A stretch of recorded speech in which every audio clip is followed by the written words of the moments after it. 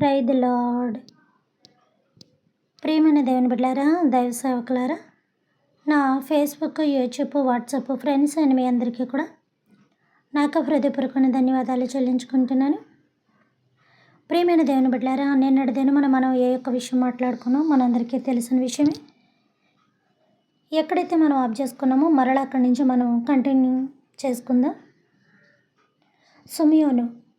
సుమియోను అనే ఒక ప్రవక్త కోసం, అన్న అనే ఒక ప్రవక్త కోసం మాట్లాడుకుంటున్నాం.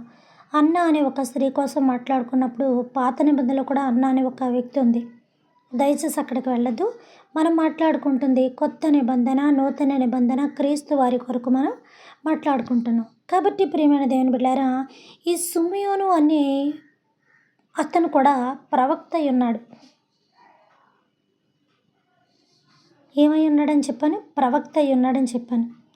ఈ ప్రవక్త గారు కూడా దేవునితోటి చాలా భయము భక్తి కూడా కలిగి ఆయన ఉన్నాడు. భయము భక్తి కలిగి ఉన్నప్పుడు ప్రియమైన దేవుని బిడ్డలారా, దేవుని యొక్క ఆత్మ కూడా దేవుడిస్తాడు మనకని కూడా నేను చెప్పాను. అలాగే వీళ్ళు ఎక్కువగా సామెతలో కూడా కనబడుతుంది ఉన్నాయి కూడా చెప్పాను. ఏమనంటే, యెహోవా యందు భయభక్తులు కలిగి ఉండుట జ్ఞానమునకు మూలము. చూసారా, భయము భక్తి కూడా కలిగి ఉంటంట జ్ఞానము కలుగుతుందంట. ఇంకో చోట ఆయుష్ కోసం, ఇక సామెతలంతా ఇలాగే రాయబడి ఉంటుంది. జ్ఞానం కోసం, ఆయుష్ కోసం, దీర్ఘ ఫలాల కోసం, ఇంకన్నీ కూడా దేవుని యందు భయము భక్తి కలిగి ఉంటే దేవుడు మనకి ఇవన్నీ కూడా ప్రసాదిస్తాడన్న విషయం మనకి ఎక్కువ సామెతల్లో కనిపిస్తూ ఉంటుంది. కీర్తనలో కూడా కనిపిస్తుంది, కానీ ఎక్కువ సామెతల్లో కనిపిస్తుంది. అలానే ప్రియమైన దేవుని బిడ్డలారా, ఈ సుమియోను మీదకి కూడా దేవుని యొక్క ఆత్మ వచ్చింది. అప్పటికప్పుడు రావడం కాదు, ఆయన ముందు నుంచి కూడా దేవుని యొక్క పరిశుద్ధాత్మ కలిగి ఉన్నాడు. ఆయన నేను చెప్పాను కదా, దేవుని ఆత్మ కలిగిన వారు ఎలా ఉంటారు, ఏ ఏ కార్యాలు చేస్తారు, ఎలా ప్రవచిస్తారు, దేవుని ఆత్మ లేని వారు ఎలా ఉంటారు, ఏ ఏ కార్యాలు చేయరు అని కూడా చెప్పాను. ఇప్పుడు ఊరు గొప్ప పేరు దెబ్బ అంటూ ఉంటారు చూడండి పెద్దవాళ్ళు సామెతలు. అలాగే చాలామంది ఇలాగ గొప్ప గొప్ప విషయాలు చెప్పేసుకుంటూ ఉంటారు వాళ్ళ లైఫ్లో. నేను ఇలాగా, నేను అలాగా, నువ్వు ఇలాగా. కానీ నిజానికి వాళ్ళ లైఫ్లో ఏమీ ఉండవు. నిజంగా అలా ఉన్నవాళ్ళే చెప్పుకోరు. వాళ్ళు ఏదో వాళ్ళ పని ఏదో వాళ్ళు చూసుకుంటూ పోతూ ఉంటారు, ఎవరిని లెక్క చేయరు. విషయం ఏంటంటే, లెక్క చేయవలసిన అవసరం వాళ్ళకి లేదు. ఎందుకంటే వాళ్ళు చెప్పుకున్నది వాళ్ళు కలిగి లేనప్పుడు 10 మందిలో ఒక గొప్పతనంగా చెప్పుకోవాలి. చెప్పుకోలేని వాళ్ళు అది కలిగి ఉంటారు కాబట్టి మనకి తెలిసిందే కదా, పదే చెప్పుకోవాలేటి ఇది ఒక గొప్ప అని అనుకుంటారని కూడా చెప్పుకోరు. లేదా కొంతమందికి రియల్గానే ఇష్టం ఉండదు. ఏదో వాళ్ళు వచ్చామా అని ఒక నార్మల్ పీపుల్గా కూర్చొని వెళ్ళిపోతారు. అంటే నార్మల్ పీపుల్స్ అంటే పెద్ద విఐపీస్ అయ్యి ఉండక్కర్లేదు. దేవుని కలిగిన ప్రతి ఒక్కరు కూడా భూమి మీద అందరికన్నా పెద్ద విఐపీ అనమాట, పెద్ద బిగ్ పర్సన్. ఎందుకంటే నువ్వు లోకంలో ఎంత బిగ్ పర్సన్ అయినప్పటికీ, ఎంత ఒక ఉన్నతమైన స్థాయిలో ఉన్నప్పటికీ, అది లోకములో మట్టుకే, లోకానుసారంగా వచ్చింది మట్టుకే, పైనది కాదు. పైనానుసారంగా దేవుని చిత్తానుసారంగా నీకు వచ్చిందైతే కాదు. 2 నిమిషాలు, పోనీ ఒక 5 నిమిషాలు తల పైకెత్తి ఆకాశాన్ని చూడలేం. అంటే సూర్యరశ్మి పడి కళ్ళు వైబ్రేషన్ వస్తుందని కాదు, కళ్ళు డాజిలింగ్ వస్తుందని కాదు. పోనీ నైట్ టైం అయినా ఒక్క 10 నిమిషాలు, మనం 5 నిమిషాలు, పోనీ 2 నిమిషాలు, అంత టైం కూడా మనం పైకి అలా తల ఎత్తి చూడలేం కదా. అలాంటిది 2 నిమిషాలు మన తల ఎత్తి ఆకాశాన్ని చూడలేని మనము పైనున్న దేవుణ్ణి అంత భక్తి శ్రద్ధలతో నమ్ముతున్నంటే నిజంగా మనం గ్రేటే, మనం చాలా ధన్యులు. ఎందుకో తెలుసా? ఈ మాట నేను కాదు, మన యేసయ్యే చెప్తున్నారు. చూసి నమ్మిన వారి కంటే చూడక నమ్మిన వారు ధన్యులు. అందుకే ఇజ్రాయేల్ జనాంగం మీద దేవుడు చాలా అసహించుకున్నాడు. ఇజ్రాయేల్ జనాంగం కోసం ఎంతసేపు కాపలా పెడుతూనే ఉన్నాడు. అందుకే వీళ్ళు ఎందుకు ఎక్కడికి వచ్చారంటే, ఈ యెరూషలేము దేవాలయం దగ్గరికి వచ్చేటప్పుడు కూడా ఇజ్రాయేల్స్ అక్కడికి వచ్చారు. అంటే అక్కడికి రావడం కాదు, అక్కడ ఊర్లో జీవిస్తున్నారు. ఊరి మధ్యలో సెంటర్లో ఉంది యెరూషలేము దేవాలయము. అప్పటికి ఇంకా మంచి యెరూషలేము దేవాలయం అదొకటే రద్దీ. ఎందుకంటే అప్పుడు చెప్పాను కదా, ఊరా, వీధా చర్చిలు లేవు, మందిరాలు లేవు. ఊరికి ఒకటి మాత్రమే ఉండేది. ఊరంతా అక్కడికి మాత్రమే వెళ్ళాలన్నమాట. అది కూడా ఇప్పుడు సంవత్సరానికి ఒక్కసారే వెళ్ళాలి. మరి ఆరాధన ఎప్పుడు చేసుకోవాలి అని అంటే గనక యెరూషలేము దేవాలయము వచ్చేదాకా కూడా, అప్పటికి యేసుప్రభువారు పుట్టేదాకా కూడా ఆ విశ్రాంతి దినమే జరిగింది. అంటే యేసుప్రభువారు వచ్చాక విశ్రాంతి దినం రద్దు చేయబడిందా? యేసుప్రభువారు పుట్టిన తర్వాత విశ్రాంతి దినం మరుగైపోయిందా? యేసుప్రభు పుట్టిన తర్వాత ఆజ్ఞలు నశించిపోయాయా? యేసుప్రభువారు పుట్టిన తర్వాత ఆజ్ఞలు కొట్టివేయబడ్డాయి అన్నారు కదా, కొట్టివేయబడ్డాయా? ఇది నెరవేర్చబడలేదు కానీ దేనికని ధర్మశాస్త్రమును సంపూర్ణమైన సిద్ధి కలుగజేయలేదు కదా అని మీరు అనుకోవచ్చు. నిజమే, అక్కడ అలా రాయబడి ఉంది, అది నిజమే. కానీ దేవుడు ఏదీ కొట్టడానికి రాలేదు. ప్రతీదీ నేను నెరవేర్చుకోవడానికి వచ్చానన్నాడు కానీ కొట్టివేయబడడానికి రాలేదు కదా. కాబట్టి అప్పటిదాకా కూడా అక్కడ విశ్రాంతి దినం జరుగుతుందంటే అర్థం ఏంటంటే యేసుప్రభువు వారు పుట్టి పెరిగి పెద్దవారు అయ్యేదాకా కూడా విశ్రాంతి దినమే జరిగింది. కానీ విషయము దీని మార్పులు చేర్పులు ఎలా జరిగాయి ఏంటి, తర్వాత క్రీస్తు వారు అందరిలోనికి ఎలా వచ్చారు అనే విషయాన్ని తర్వాత నేను ఈ సబ్జెక్ట్ అయిపోయాక చెప్తాను. ఇప్పుడు సిమియోను అనే ప్రవక్త దగ్గర ఉన్నాం కాబట్టి ఈ సబ్జెక్ట్ తీసుకున్నాను కాబట్టి ఇది అయిపోయిన తర్వాత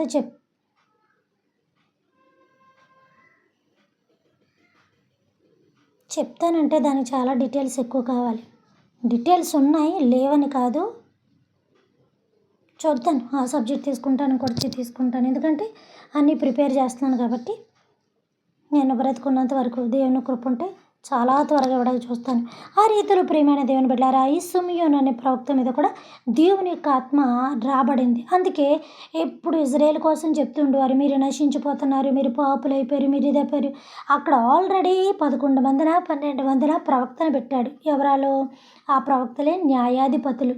ఈ లాస్ట్ ఎవరో సంసోను, అతని కోసం కూడా నేను చెప్పాను. ఇంకా వాళ్ళందరూ అయిపోయిన తర్వాత ఏళ్ళు ఒక్కొక్కరు లీడర్లను మారుస్తూనే ఉన్నారు కానీ వీళ్ళు మాత్రం మారు మనసు కలిగి లేరు. ఈ లీడర్షిప్ వహించిన వాళ్ళు పాతాళానికి చనిపోయి భూమిలోకి వెళ్ళిపోతున్నారే తప్ప వీళ్ళు మాత్రం మార్పు చేర్పు లేదు. అందుకే విననొల్లని ప్రజలారా, గాడిది సొంతవాని దొడ్డి తెలుసుకొను, ఈ ఎద్దు తన కామంది నెరుగును, తెలివి లేక నా ప్రజలు నన్ను బహుదుఃఖ పెట్టేస్తున్నారు. యెషయా 1:1. కాబట్టి ప్రియమైన దేవుని బిడ్డలారా, ఈ రీతిలో సిమియోను అనే ప్రవక్త అక్కడ ఉండబట్టి అది కూడా ప్రతి ఒక్క వారం వాళ్ళందరూ మందిరానికి వెళ్ళినప్పుడు చేసినప్పుడు కూడా అక్కడ చెప్తూ ఉండేవారు.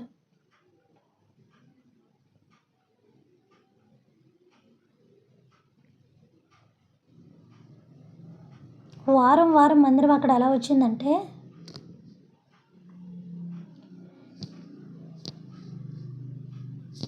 యెరూషలేము దేవాలయం కట్టక మునుపు దాకా, తర్వాత మోషే నడిపించినంత వరకు విశ్రాంతి దినాలు, తర్వాత బాధ్యత అప్పచెప్పుకున్న యెహోషువ, తర్వాత న్యాయాధిపతులు, తర్వాత వీళ్ళందరూ కూడా నడిపించుకుంటూ వచ్చారు. కాబట్టి వారం నడిపించుకుంటూ వచ్చారు. కానీ ఏటేటా వచ్చేటప్పటికి యెరూషలేము దేవాలయం దగ్గర పెద్ద పండుగ జరుగుతుంది. నేను చెప్పాను కదా, పస్కా పండుగ అని. అలాగనమాట. ఈ తరాలు బట్టి రాగా ఊరు అవ్వగా ప్రజలు రాగా ఊరిలో ఉన్న ప్రజలందరూ కూడా అక్కడ మందిరం కట్టబడగా అక్కడికి రావడం మొదలుపెట్టారు. అంతవరకు ఎక్కడ ఉన్న గృహాల్లో అక్కడే, ఎక్కడైతే ఈ యొక్క టైంకి విశ్రాంతి దినానికి ఆ రోజు వచ్చేదో ఆ రోజున దేవుని అక్కడ ఆరాధించేవారు. ఎలా ఆరాధించేవారు అంటే ఇప్పుడు చూడండి, మోషే అరణ్యంలో మందిరం కట్టకూడదు కూడా, కట్టలేడు కూడా. ఎందుకంటే అదంతా ఇసుక కదా, ఎలా కడతారనొచ్చు. అదిగా అది విషయం. అక్కడ వాళ్ళు వెళ్ళిపోతున్న ప్రజలు రావాలి, ఐగుప్తు నుంచి వెళ్ళిపోతున్నారు, కానాను ప్రదేశానికి రావాల్సిన ప్రజలు. కానీ మళ్ళీ తిరిగి వెళ్ళలేరు కదా. ఎక్కడన్నా మందిరం కడితే మళ్ళీ అక్కడి నుంచి ఎక్కడికి వెళ్తారు? రాజు చనిపోయాడు, రాజు యొక్క సైన్యం అందులో చనిపోయింది. ఇక అందుకే మళ్ళీ తిరిగి వెళ్ళిపోతారేమో, వీళ్ళు అసలే దుర్మార్గులు, మామూలు మనుషులు కాదేలు, కఠినాత్ములు అని చెప్పి వీళ్ళ దాటి వెళ్లకుండా దేవుడు సముద్రాన్ని అడ్డుపెట్టేశాడు. అట్నుంచి వీళ్ళ మీదకి దండయాత్ర వచ్చి చంపకుండా, ఇట్నుంచి వీళ్ళు మూర్ఖులు కాబట్టి మనసు మారి మళ్ళీ తిరిగి వెళ్ళిపోకుండా మాకు ఐగుప్తు గుర్తొచ్చేస్తుంది అంటే వీళ్ళకి ఐగుప్తులు అన్నీ గుర్తొచ్చేస్తున్నాయంట. దేవుడు మాత్రం గుర్తు రాలేదు. కళ్ళార మన్నాను పుడితే గుర్తు రాలేదు, కావలసినవన్నీ ఇస్తే గుర్తు రాలేదు, ఆయన మేఘంలోకి వచ్చి చల్లదనాన్ని ఇస్తే గుర్తు రాలేదు. మరి ఏంటది, అగ్నిస్తంభంలోకి వచ్చి గుర్తు రాలేదు. లోకువైపోయాడు దేవుడు, బాగా లోకువైపోయాడు, మామూలు లోకువైపోలేదు. 40 రోజులు ఆగలేకపోయారు ఇలా. కాబట్టి ప్రియమైన దేవుని బిడ్డలారా, విషయం చెప్పనా, అదంతా పిస్కా కొండ 11 రోజుల్లో వచ్చేయాలి. యాక్చువల్గా చెప్పాలంటే అక్కడి నుంచి ఇక్కడికి 11 రోజుల్లో వచ్చేస్తాడు.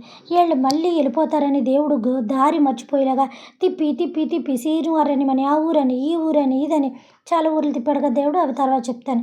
ఇవన్నీ కూడా సీను అరణ్యం దగ్గరికి వచ్చేటప్పటికి 2 నెలల ఎంత 2 నెలలే. సీను అరణ్యం దగ్గరికి వచ్చేటప్పటికి 2 నెలలు అవుతుంది. అక్కడి నుంచి కరెక్ట్గా స్టార్ట్ అవుతుంది అనమాట వీళ్ళ సబ్జెక్టు. కాబట్టి ప్రియమైన దేవుని బిడ్డలారా, యాక్చువల్గా చెప్పాలంటే 11 రోజుల్లో వచ్చేయాలి పిస్కా కొండంతా తిరుక్కుంటూని. కానీ వీళ్ళు మళ్ళీ తిరిగి వెళ్ళిపోతారని దేవుడు సముద్రాన్ని అడ్డుగా పెట్టేశాడు అక్కడ. అట్నుంచి వీళ్ళ మీదకి శత్రువులు ఎవరు కూడా రాకూడదని చెప్పి. ఎందుకంటే పక్క దేశాల యొక్క సపోర్ట్ కూడా అడిగి తీసుకుంటారు కదా, పక్క రాజుల సపోర్ట్ కూడా అడిగి తీసుకుంటారు కదా. ఒక స్టేట్ నాశనం అయిపోతే పక్క స్టేట్ వాళ్ళని కూడా అడిగి తీసుకుంటూ ఉంటారు సలహాలు, సూచనలు. అవసరమైతే ఏంటిది బందోబస్తు తీసుకుంటారు. ఇక్కడ వాళ్ళకి హెల్ప్ చేసుకుంటారు. ఒక దేశం నాశనం అయిపోయినప్పుడు ఇక అక్కడ ప్రతి సామాగ్రి, ప్రతి మనిషి నష్టపోయినప్పుడు ఇంకొకరు సహాయం అడిగేలాగా ఖచ్చితంగా తీసుకుంటారు. తీసుకొని వీళ్ళంతా చూస్తారు, వదిలిపెట్టరు. ఒక రాజ్యానికి ఒక రాజ్యం ఎంత శత్రువులు అయినప్పటికీ కూడా ఖచ్చితంగా సపోర్ట్ తీసుకుంటారు. కాబట్టి ఇవన్నీ ఎన్నరగా జరుగుతాయి కాబట్టి బహిరంగంగా బయటపడవు. ఎందుకంటే ఇది ప్రజా పరిపాలన కాబట్టి ఎవరికి సంబంధించిన విషయాలలో మన దేశం వాళ్ళకి ఎలా సపోర్ట్ చేసింది, అలా కదా ఎలా కదని ప్రజల్లో కూడా వెలిగేషన్ వస్తుందని కూడా ఇలాంటివి బయట పెట్టకుండా అంతర్గతంగా జరిపించుకుంటూ ఒకరికొకరు సహాయపడుకుంటూ ఉంటారనమాట. అంటే ప్రజలకి ఎలాంటి హాని కలగకుండా, ఎలాంటి యొక్క గొడవలకి నిలయం అవ్వకుండా, ఎలాంటి శత్రుత్వానికి నిలయం అవ్వకుండా ఇది చేస్తూ ప్రజల్ని ఎప్పటికప్పుడు లాండర్లో పెడుతూ ఉంటారు. లేదనుకో ఇంకేముండమంట, దోచుకోవడం, చంపుకోవడం, ఇదే బాగా ఇష్టాసారం అయిపోతుంటుంది. భూమండలం ఒక్క రోజులో ఖాళీ అయిపోయిందన్న కూడా ఆశ్చర్యపోద్దు. ఇలాంటి మూర్ఖులు శోధన కొంతమంది తట్టుకోలేరు. ఏజ్ బారైన వాళ్ళు ఉంటారు, చిన్నపిల్లలు ఉంటారు, యవనస్తులు ఉంటారు. భయంకరంగా ఉన్నాయి ఇప్పుడు రోజులు. బయటికి వెళ్ళొస్తున్న స్త్రీ విషయం ఎంత భయంకరంగా ఉంటుందో. అందరూ అలా ఉన్నారని చెప్పట్లేదు, అందరికి అలా అవుతుందని చెప్పట్లేదు. ఎంత జాగ్రత్తలు మనం తీసుకున్నప్పటికీ ఇక కొన్ని అనుకుని ఏవో జరుగుతున్నాయి.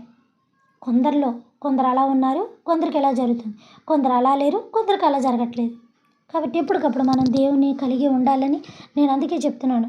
మనం ఎప్పుడు కూడా యెహోషువలాగా గృహ ప్రార్థన చేసుకోవాలి.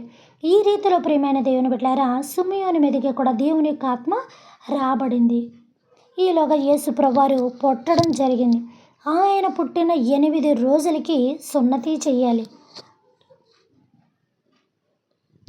సున్నతి అంటే పరిశుద్ధపరచాలి బిడ్డని, పురుషులందరినీ కూడా, చిన్నపిల్లల్ని సున్నతి చెయ్యాలి.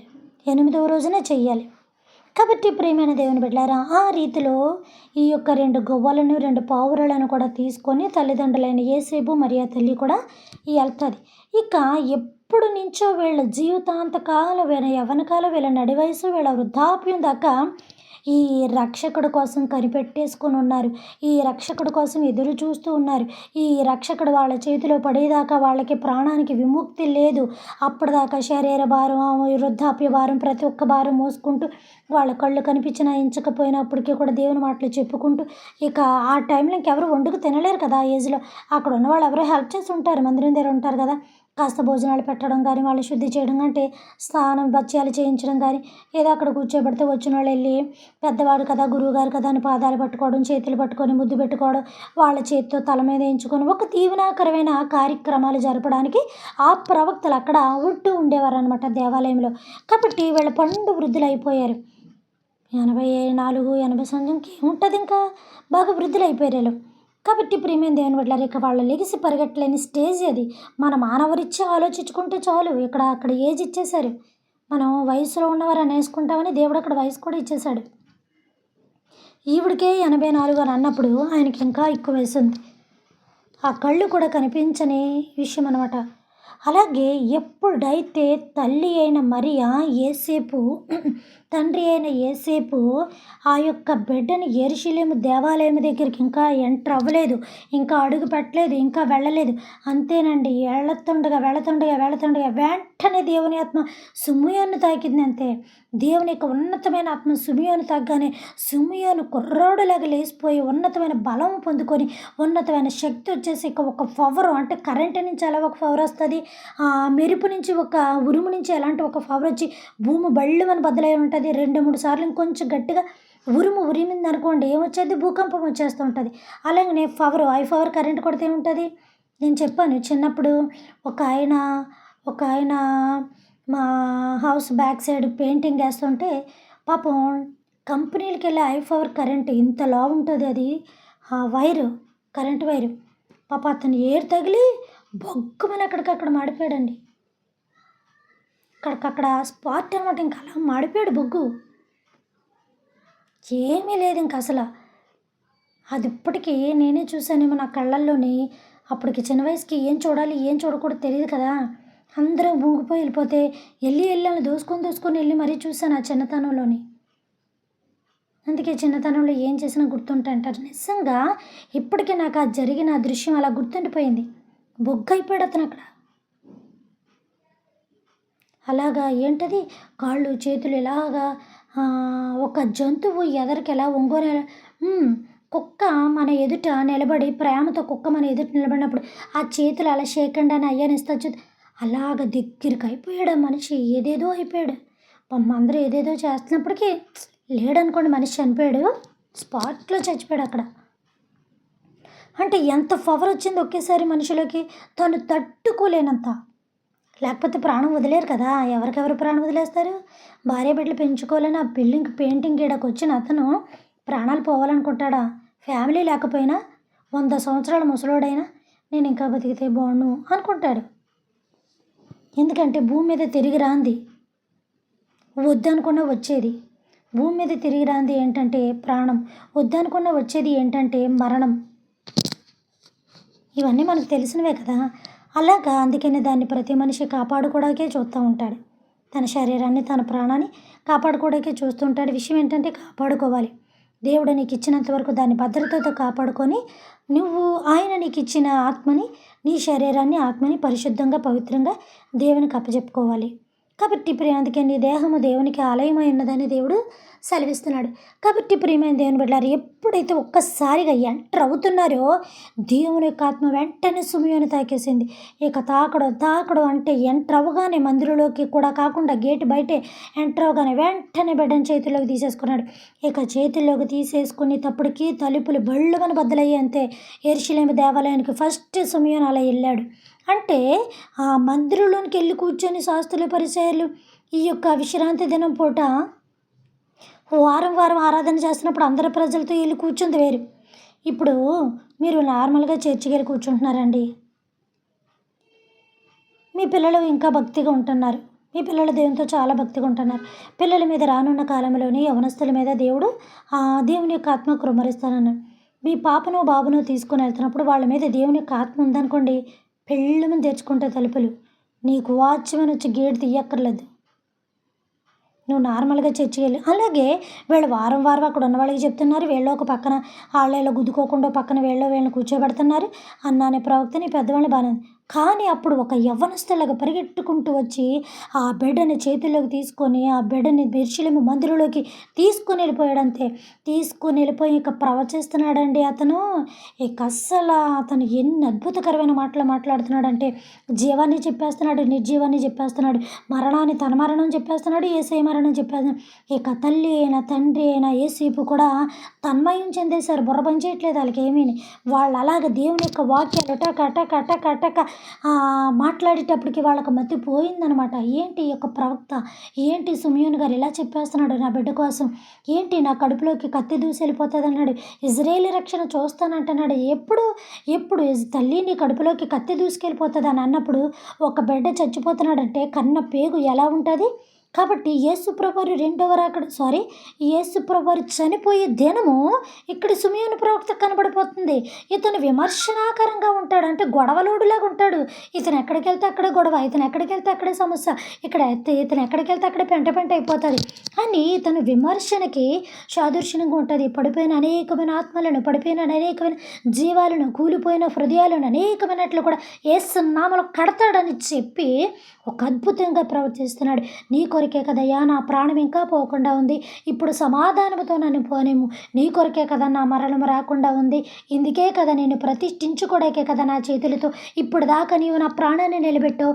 ఇదిగో నీ కొరకు ఇజ్రాయేలు కొరకు నీవు ఇచ్చిన వాగ్దానాన్ని ఈ రోజు దాకా నీవు నిలబెట్టుకుంటూ వచ్చిన బాబు, ఇదిగో నిన్ను ప్రతిష్ఠిస్తున్నాను, నిన్ను చేస్తున్నాను అని చెప్పి అప్పుడు ఆ తల్లి చేతుల నుంచి గొవ్వలను, ఆ యొక్క పావురాళ్ళు అవి తీసుకొని అక్కడ బలిచి బిడ్డకి సున్నతి చేసి దేవుని ఆత్మ తన మీద కుమ్మరింపబడేదాకా దేవునికి ఏ యొక్క కార్యక్రమాలు యేసుప్రభువారికి అక్కడ ఏ యొక్క బాలుడికి, ఆ శిశువుకి మందిరంలో ఏ యొక్క కార్యక్రమాలు జరగాలో ఆ కార్యక్రమాలన్నీ కూడా చేసేదాకా తన ప్రాణము అలాగ నిలబడింది అని కన్నా దేవుడు అలా నిలబెట్టాడని చెప్పడం చాలా మంచిది. ఇక్కడ నుంచి దేవుని ఆత్మ ఎలాగ వాళ్ళ మీదకి తాకిందని మనం చెప్పాం కదా. ఎలీషా కోసం చెప్పాను, ఏలియా కోసం చెప్పాను, మరి ఆ రథాల కోసం చెప్పాను, సిమియోను కోసం చెప్పాను. దేవుని యొక్క ఆత్మ కలిగిన వారు అలాగ అద్భుతాలు అప్పటికప్పుడు ఆశ్చర్యాలు అలా చేస్తూ ఉంటారు.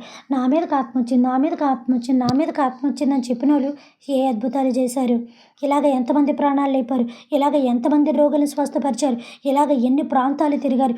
యేసు ప్రభు వారి దగ్గరికి ఏ యొక్క అనారోగ్యమైన పేషెంట్ రాలేదు. ఎక్కడో ఒక చోట కూర్చుంటే యవనస్తులు పెంకులు పెంచి పక్షవాతం దించారు. ఎక్కడైతే రోగులు ఉన్నారో అక్కడికి మతికే దేవుడు వెళ్ళారు. మరి నీకు పరిశుద్ధాత్మ వరం ఉందని చెప్పిన నువ్వు రోగుల దగ్గరికి వెళ్ళాలి కదా.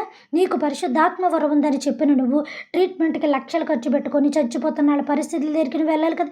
భయంకరమైన వ్యాధులు, అప్పుడు మనం చూడలేదు అలాంటి వ్యాధులు, ఇప్పుడు చెప్పుకోకూడని వ్యాధులు. పసిపిల్లలు కూడా ఈజీగా చెప్పేస్తున్నారు. భయంకరమైన వ్యాధులతో ఆ స్త్రీ పోతే ఆ కుటుంబం పోతుంది, ఆ పురుషుడు పోతే ఆ కుటుంబం పోతుంది, ఆ బిడ్డలు పోతే బిడ్డలు అనాథలైపోతున్నారు.